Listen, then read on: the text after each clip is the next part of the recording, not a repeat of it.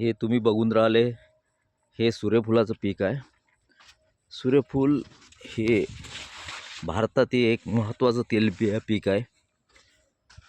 या पिकाचं वैशिष्ट्य म्हणजे हे पीक तिन्ही हंगामात घेतले जाते, कारण या पिकावर सूर्यप्रकाशाचा जो परिणाम आहे तो जास्त प्रमाणात होत नाही। त्याच्यामुळं या पिकाची लागवड खरीप हंगामात साधारणपणे जुलै ऑगस्ट या महिन्यात केली जाते।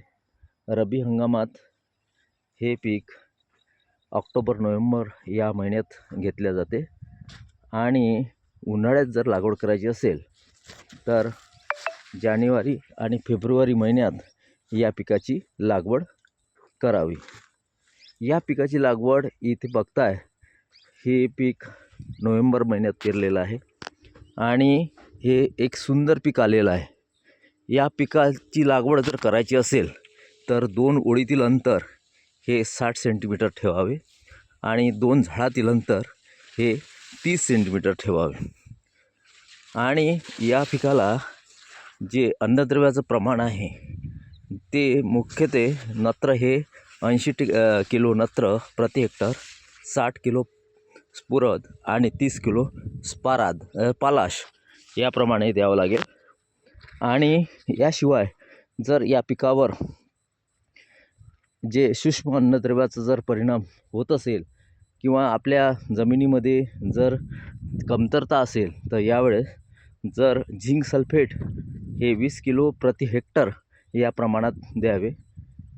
त्याशिवाय जर फेरस सल्फेट हे जर आपल्या इथे लोहाची कमतरता असेल तर फेरस सल्फेट हे 20 किलो प्रति हेक्टरी प्रमाणात द्यावे। इथे बघता, जर तुमच्या या जमिनीमध्ये अति जास्त कमतरता असेल तर आपण जे फवारणीच्या द्वारे सुद्धा आपण हे सूक्ष्म अन्नद्रव्य देऊ शकतो। तर त्यासाठी बाजारामध्ये पुष्कळ प्रमाणात हे अन्नद्रव्य उपलब्ध आहे। काही घटक हे संयुक्त स्वरूपाचे आहे तर काही वेगवेगळे विकायला येतात।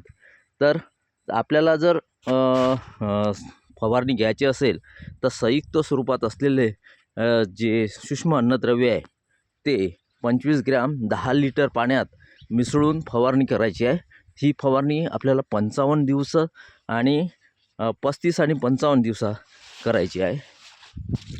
तर अशा प्रकारे जर तुम्ही सूर्यफूल जर पेरलं तर चांगल्या प्रकारे आपण उत्पादन मिळू शकतो आणि यामध्ये चांगल्या प्रकारे नफा पण सुद्धा मिळू शकते।